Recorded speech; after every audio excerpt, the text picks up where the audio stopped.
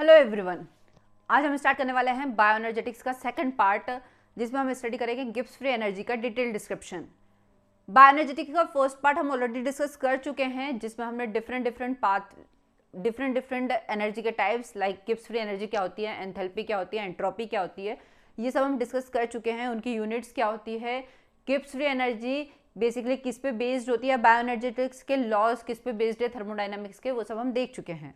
Thermodynamics के 4 law क्या होते हैं, 4 law, 0th law, first law, second law और थर्ड लॉ, ये भी हमने लास्ट लेक्चर में डिस्कस किया था। इसके अलावा हमने एक और लास्ट लेक्चर में देखा था कि गिब्स फ्री एनर्जी, एंथैल्पी और एंट्रोपी में रिलेशनशिप्स, किसमें गिब्स फ्री एनर्जी, एंथैल्पी और एंट्रोपी में रिलेशन क्या होता है, ये भी हमने डिस्कस किया था। तो हमने देखा था गिब्स फ्री एनर्जी में एंथैल्पी डेल जी, गिब्स फ्री एनर्जी, एंथैल्पी और एंट्रोपी में रिलेशनशिप, ये हम लास्ट लेक्चर में डिस्कस कर चुके थे।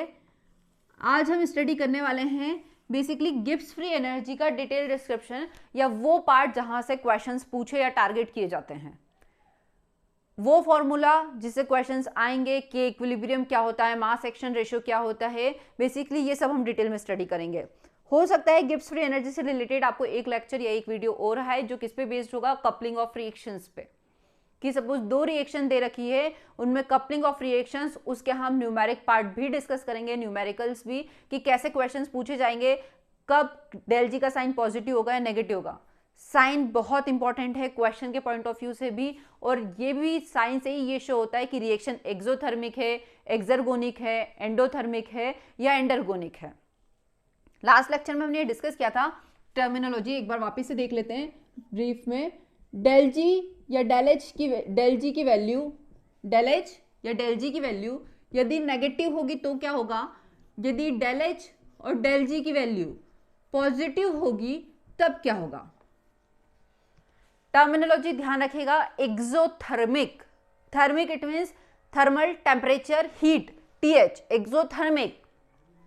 एक्सोथर्मिक मतलब हीट रिलीज कर रहा है सिस्टम, क्या हो रहा है, loss of heat, loss of energy is called exothermic या एक्सर्गोनिक। क्या होगा ये, एक्सर्गोनिक या exothermic. Exergonic it means del G negative, मतलब सिस्टम एनर्जी को क्या कर रहा है, रिलीज कर रहा है। डेल एच और डेल जी पॉजिटिव, मतलब रिएक्शन कैसी होगी, एंडरगोनिक या endothermic, gain of energy, energy को एब्जॉर्ब कर रहा है। रिएक्शन में एनर्जी क्या हो रही है, एब्जॉर्ब हो रही है, गेन हो रहा है एनर्जी का, तो वो रिएक्शन क्या कहलाएगी आपकी, एंडरगोनिक या एंडोथर्मिक रिएक्शन। जब एनर्जी को रिलीज करेगा तो एक्सर्गोनिक रिएक्शन, जब एनर्जी को एब्जॉर्ब करेगा तो एंडोथर्मिक या endergonic reaction. Gonic it means del G की बात हो रही है, जहां भी गोनिक, एक्सर्गोनिक मतलब डेल जी की बात हो रही है, एक्सोथर्मिक मतलब डेल एच की बात हो रही है। अब कैसे, एक छोटे से एग्जांपल से समझ सकते हैं हम। Suppose A plus B 2 reactant हैं जो किसका फॉर्मेशन कर रहे हैं, प्रोडक्ट का फॉर्मेशन कर रहे हैं। इनकी एनर्जी सपोज कितनी है आपकी, इसकी एनर्जी है 7 किलो जूल पर मोल, ठीक है। रिएक्टेंट की energy suppose 7 kilo joule per मोल, प्रोडक्ट की एनर्जी हम मान लेते हैं 2 किलो जूल पर मोल, 2 किलो जूल पर मोल। अब change in Gibbs free energy आपसे पूछा जाए कि क्या होगा, किलो जूल पर मोल दोनों की यूनिट, तो हमें चेंज पता है। गिब्स फ्री एनर्जी का चेंज कैसे निकालते हैं हम, del G is equal to product GP minus G are.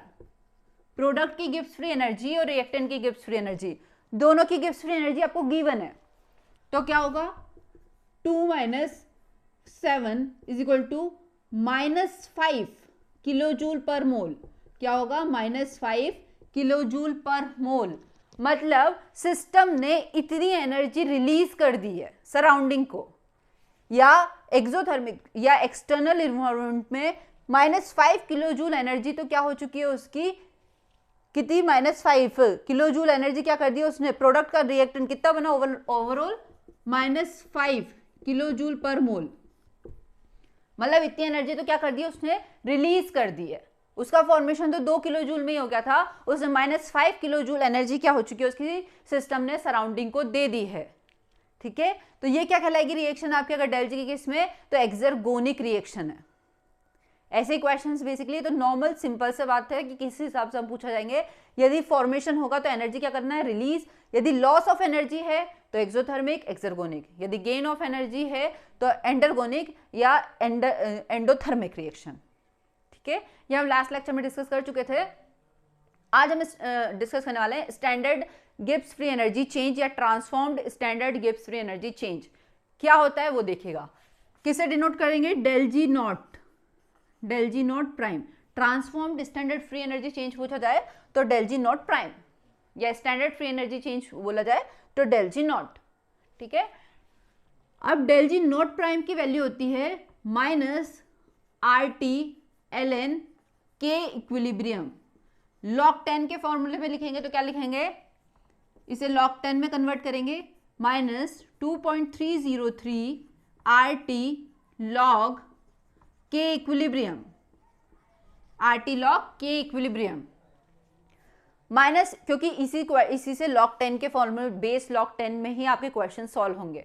तो माइनस 2.303 आर टी लॉग के इक्विलिब्रियम, जहां पे क्या क्या है, आर क्या है आपका गैस कांस्टेंट जिसकी वैल्यू क्या होती है, आर क्या है आपका गैस कांस्टेंट जिसकी वैल्यू होती है 8.314 किलो जूल पर मोल। गैस कांस्टेंट की वैल्यू बेसिकली आपकी, टी क्या है टेम्परेचर, डिग्री केल्विन में लेके चलना है हमें। के इक्विलिब्रियम क्या है, अब क्वेश्चन आता है के इक्विलिब्रियम क्या है। के इक्विलिब्रियम, कोई भी रिएक्शन सपोज रिएक्टेंट प्रोडक्ट का फॉर्मेशन कर रहा है तो रिएक्शन कब तक चलेगी, कब तक प्रोसीड होती है, यदि रिएक्शन तब तक प्रोसीड हो रही है जब तक रिएक्टेंट का कंसंट्रेशन प्रोडक्ट के कंसंट्रेशन के बराबर नहीं हो जाता, तब जाके रिएक्शन कैसे हो जाता, तब उस कंडीशन पे उस रिएक्शन को क्या कहा जाता है, रिएक्शन इक्विलिब्रियम में आ गई है, जब रिएक्टेंट का कंसंट्रेशन प्रोडक्ट के कंसंट्रेशन के बराबर हो जाता है। या फिर हम कह सकते हैं rate of forward reaction is equal to rate of backward reaction. जब rate of forward reaction rate of backward reaction के इक्वल हो जाती है तब वो रिएक्शन किस कंडीशन में आ जाती है, इक्विलिब्रियम में। तो ये कंडीशन क्या होगी, के इक्विलिब्रियम मतलब वो इक्विलिब्रियम कांस्टेंट है, के इक्विलिब्रियम मतलब इक्विलिब्रियम कांस्टेंट है, जो क्या शो करता है कि अब रिएक्शन इक्विलिब्रियम में आ चुकी है, मतलब प्रोडक्ट का कंसंट्रेशन और रिएक्टेंट का कंसंट्रेशन इक्वल हो चुका है, या रिएक्टेंट ने प्रोडक्ट के कंसंट्रेशन को अचीव कर लिया। ठीक है, मतलब रिएक्टेंट और प्रोडक्ट का कंसंट्रेशन इक्वल हो गया है, या फिर rate of forward reaction is equal to rate of backward reaction. उस कंडीशन को क्या कहते हैं, के इक्विलिब्रियम या इक्विलिब्रियम कांस्टेंट। के इक्विलिब्रियम मतलब इक्विलिब्रियम कंडीशन पे प्रोडक्ट कंसंट्रेशन अपॉन रिएक्टेंट का concentration, product concentration upon reactant concentration, किस पे, एट इक्विलिब्रियम, ये एट इक्विलिब्रियम पे है, एट इक्विलिब्रियम की कंडीशन पे प्रोडक्ट का कंसंट्रेशन अपॉन रिएक्टेंट का कंसंट्रेशन से क्या शो करता है आपका, के इक्विलिब्रियम। अब आर की वैल्यू पता है आपको, टेम्परेचर क्वेश्चन में गिवन होगा, के इक्विलिब्रियम कांस्टेंट पे सपोज इतने मोल प्रोडक्ट रिएक्टेंट के इतने मोल में कन्वर्ट हो रहे हैं तो रिएक्टेंट प्रोडक्ट अपॉन रिएक्टेंट के कंसंट्रेशन के रेशियो से हम के इक्विलिब्रियम निकाल सकते हैं। ठीक है, अब इससे तो आपको क्या पता चाहिए, del G standard, but del G standard होता क्या है, डेल जी स्टैंडर्ड मतलब standard free energy change. Standard मतलब हर एक कंडीशन क्या होगी, स्टैंडर्ड होगी। फ्री एनर्जी चेंज जब हम एक स्टैंडर्ड कंडीशन पे मेजर करते हैं, स्टैंडर्ड कंडीशन क्या होती है, सपोज 1 मोलर कंसंट्रेशन हो, के इक्विलिब्रियम की वैल्यू कैसे, 1 मोलर कंसंट्रेशन पे 1 atm प्रेशर पे 1 molar concentration 1 atm pressure 25 degree Celsius temperature पर, और वाटर मॉलिक्यूल का या पीएच, पहले पीएच देख लेते हैं, पीएच कितना हो 7 या 0, केमिकल रिएक्शन की बात की जाए पीएच 7 या 0, प्रेशर कितना हो 1 atm हो, मोलर कंसंट्रेशन कितना हो 1 मोलर कंसंट्रेशन, टेम्परेचर कितना हो 25 डिग्री सेल्सियस, और नेक्स्ट वाटर मॉलिक्यूल का कंसंट्रेशन कितना हो बेसिकली 55.55 मोलर, वाटर मॉलिक्यूल का कंसंट्रेशन कितना हो 55.55 मोलर, ये वाटर मॉलिक्यूल का कंसंट्रेशन, ये एक स्टैंडर्ड कंडीशन है। इन स्टैंडर्ड कंडीशन पे गिब्स फ्री एनर्जी चेंज क्या कहलाता है आपका, standard Gibbs free energy change. क्या कहलाएगा ये आपका, standard Gibbs free energy change, जिसकी कंडीशंस भी स्टैंडर्ड ही होती हैं। यदि इन स्टैंडर्ड कंडीशन से चेंज हम देखते हैं तो वो गिब्स फ्री एनर्जी चेंज कहलाता है एक्चुअल फ्री एनर्जी चेंज, और वही actual free energy change reaction का स्पॉन्टेनियस बिहेवियर बताता है। Standard Gibbs free energy change के थ्रू केवल आप ये पता कर सकते हैं कि रिएक्शन फॉरवर्ड डायरेक्शन में मूव कर रही है कि बैकवर्ड डायरेक्शन में, बट आप ये नहीं बता सकते कि रिएक्शन स्पॉन्टेनियस है या नॉन स्पॉन्टेनियस। रिएक्शन की स्पॉन्टेनियस बिहेवियर दिखाने के लिए हमें actual Gibbs free energy change का पता लगाना होगा। अब actual Gibbs free energy change क्या होता है? क्वेश्चन का फॉर्मूला ध्यान रखिएगा, क्वेश्चन डायरेक्ट पूछे जाते हैं सीएसआईआर में डेल जी स्टैंडर्ड की वैल्यू से कि डेल जी स्टैंडर्ड के इक्विलिब्रियम से कैसे आप स्टैंडर्ड फ्री एनर्जी चेंज निकाल सकते हैं। अब actual Gibbs free energy change del G is equal to del G standard plus R T L N Q. यहां एक और नई टर्मिनोलॉजी है, ये क्यू। अब क्यू क्या होता है? क्यू का मतलब होता है मास एक्शन रेशो। क्यू क्या होता है आपका? Mass action ratio. ध्यान से समझिएगा क्या होता है mass action ratio,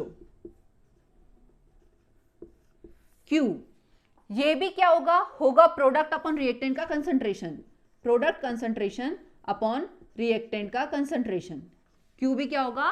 product concentration upon reactant का कंसंट्रेशन। बट कब? जब रिएक्शन आपकी इक्विलिब्रियम को अचीव नहीं किया हो या रिएक्शन इक्विलिब्रियम की कंडीशन में नहीं आई हो, तब प्रोडक्ट का कंसंट्रेशन और रिएक्टेंट के कंसंट्रेशन का रेशो क्या कहलाता है? Mass action ratio. मतलब बिफोर इक्विलिब्रियम। इक्विलिब्रियम की कंडीशन पे तो के इक्विलिब्रियम डिनोट करेंगे, इक्विलिब्रियम की कंडीशन के पहले वाली कंडीशन कहलाती है आपकी मास एक्शन रेशो, जिसमें हम किसको मेजर करते हैं? प्रोडक्ट के कंसंट्रेशन अपॉन रिएक्टेंट के कंसंट्रेशन से। अब क्या होगा? सपोज ये कहा जाए आपसे कि कंडीशन जिसकी डेल जी की वैल्यू 0 है, डेल जी की वैल्यू कैसी है? 0 है। डेल जी के चेंज कैसा है? Gibbs in free energy change कैसा है आपका? 0। इस कंडीशन में क्या होगा? डेल जी की वैल्यू 0 होगी तो वही del G standard is equal to equilibrium condition पे। इक्विलिब्रियम कंडीशन पे क्या होता है? At equilibrium actual free energy change क्या हो जाता है? 0। एक्चुअल फ्री एनर्जी चेंज क्या हो जाता है? 0। इक्विलिब्रियम को अचीव कर लिया कंडीशन ने, तो एक्चुअल फ्री एनर्जी चेंज क्या हो गया? 0। इक्विलिब्रियम की कंडीशन पे क्यू किस में कन्वर्ट हो जाएगा? के क्यू में। के इक्विलिब्रियम को अचीव कर लिया आप उसने रिएक्शन ने, तो डेल जी स्टैंडर्ड प्लस ये 0 plus R T L N K equilibrium. और इस कंडीशन में हम देख सकते हैं कि डेल जी स्टैंडर्ड की वैल्यू क्या हो जाएगी? इक्विलिब्रियम कंडीशन में del G standard R T L N K equilibrium shift होगा तो minus R T L N K equilibrium. ये क्या होगा? Del G standard. कब? इक्विलिब्रियम कंडीशन में गिब्स फ्री एनर्जी चेंज यदि 0 होगा तो डेल जी स्टैंडर्ड ही उसका क्या होगा? किसको अचीव कर लेगा? के इक्विलिब्रियम को। और वही फॉर्मूला जो हमने स्टार्टिंग में देखा था वो वापस मिल गया हमें। अब आप कह सकते हैं कि एक्चुअल फ्री एनर्जी चेंज किस किस पे डिपेंड करता है? स्टैंडर्ड फ्री एनर्जी चेंज पे। ऐसा नहीं है कि आप actual free energy change direct निकाल सकते हैं। Actual free energy change depend ही करेगा रिएक्शन के स्टैंडर्ड फ्री एनर्जी चेंज पे। स्टैंडर्ड फ्री एनर्जी चेंज पे डिपेंड करता है उस रिएक्शन के प्रोडक्ट अपॉन रिएक्टेंट के कंसंट्रेशन पे डिपेंड करता है। किस पे डिपेंड करेगा actual free energy change? Product upon reactant के कंसंट्रेशन पे। बहुत इंपॉर्टेंट है, ध्यान रखिएगा। प्रोडक्ट और रिएक्टेंट के कंसंट्रेशन पे डिपेंड करता है एक्चुअल फ्री एनर्जी चेंज। उन दोनों के कंसंट्रेशन से ही ये पता लगेगा कि रिएक्शन फॉरवर्ड डायरेक्शन में मूव करेगी, बैकवर्ड डायरेक्शन में मूव करेगी, सिचुएशन क्या होगी। अब एक बात और ध्यान रखिएगा, यदि के इक्विलिब्रियम की वैल्यू यदि चेंज हो तो डेल जी स्टैंडर्ड में क्या क्या चेंजेस होंगे? यदि के इक्विलिब्रियम की वैल्यू ग्रेटर देन 1 हो, क्या कहा जा रहा है? के इक्विलिब्रियम की वैल्यू ग्रेटर देन 1 हो, तब रिएक्शन किस डायरेक्शन में मूव करेगी? फॉरवर्ड डायरेक्शन और backward direction. Greater than 1, log 10 K equilibrium greater than 1, इसकी value negative. Del G standard की वैल्यू क्या हो जाएगी? नेगेटिव। ठीक है, greater than 1 it means del G standard की वैल्यू क्या हो जाएगी? नेगेटिव हो जाएगी। नेगेटिव हो जाएगी तो रिएक्शन किस डायरेक्शन में मूव करेगी? फॉरवर्ड, फॉरवर्ड डायरेक्शन में मूव करेगी। यदि के इक्विलिब्रियम की वैल्यू 1 हो तो रिएक्शन किस कंडीशन में रहेगी? इक्विलिब्रियम कंडीशन में रहेगी। ठीक है, किस कंडीशन में रहेगी? इक्विलिब्रियम की कंडीशन में रहेगी। यदि के इक्विलिब्रियम की वैल्यू लेस देन 1 हो, कैसी हो? लेस देन 1 हो तो रिएक्शन किस डायरेक्शन में मूव करेगी? बैकवर्ड डायरेक्शन में। रिएक्शन किस डायरेक्शन में मूव करेगी? बैकवर्ड डायरेक्शन में। उससे के इक्विलिब्रियम की वैल्यू से आप डेल जी स्टैंडर्ड की वैल्यू भी निकाल सकते हैं। बिल्कुल आप कमेंट बॉक्स में कमेंट करके बता सकते हैं मुझे कि यदि के इक्विलिब्रियम की वैल्यू ग्रेटर देन 1 होगी तो डेल जी स्टैंडर्ड की वैल्यू नेगेटिव होगी या पॉजिटिव होगी। के इक्विलिब्रियम की वैल्यू 1 होगी तो डेल जी स्टैंडर्ड की वैल्यू क्या होगी। के इक्विलिब्रियम की वैल्यू यदि लेस देन 1 होगी तो डेल जी स्टैंडर्ड की वैल्यू क्या होगी। ध्यान रखिएगा, डायरेक्ट RT-LN के फॉर्म में ना निकाल तो आप देख सकते हैं क्वेश्चन आएगा तो किस फॉर्म में निकालेंगे आप, -2.303 RT log के इक्विलिब्रियम। ठीक है, लॉग की बेसिक इंफॉर्मेशन हमें होना चाहिए कि log 1 की वैल्यू क्या होती है, log 2, log 3, log 4, कुछ बेसिक इंफॉर्मेशन हमें लॉग की ध्यान रखना है कि उसके न्यूमेरिक वैल्यू होती क्या है, तो क्वेश्चन आप इजीली सॉल्व कर पाएंगे। तो ये था के इक्विलिब्रियम। अब डेल जी स्टैंडर्ड से क्या आप स्पॉन्टेनियस बिहेवियर का पता लगा सकते हैं रिएक्शन का, कि रिएक्शन स्पॉन्टेनियस है या नॉन स्पॉन्टेनियस, रिएक्शन प्रोसीड कर रही है, ये तो पता लगा लिया कि रिएक्शन, हाँ यदि रिएक्टेंट प्रोडक्ट में बन रहा है तो फॉरवर्ड जा रही है, रिएक्टेंट बैकवर्ड जा रही है, रिएक्शन आपकी इक्विलिब्रियम में अचीव हो गई। बट क्या रिएक्शन के स्पॉन्टेनियस बिहेवियर का पता भी स्टैंडर्ड फ्री एनर्जी चेंज लगा सकता है, तो नहीं, बिल्कुल नहीं। स्टैंडर्ड फ्री एनर्जी चेंज उसके स्पॉन्टेनियस बिहेवियर को नहीं बताएगा, स्पॉन्टेनियस बिहेवियर को नहीं बताएगा। कौन? Actual free energy, sorry standard free energy change. उसके स्पॉन्टेनियस बिहेवियर को शो करने के लिए एक्चुअल फ्री एनर्जी चेंज को आपको निकालना पड़ेगा कि डेल जी की वैल्यू क्या होगी। डेल जी की वैल्यू ही ये बताएगी कि रिएक्शन स्पॉन्टेनियस चलेगी या रिएक्शन नॉन स्पॉन्टेनियस चलेगी।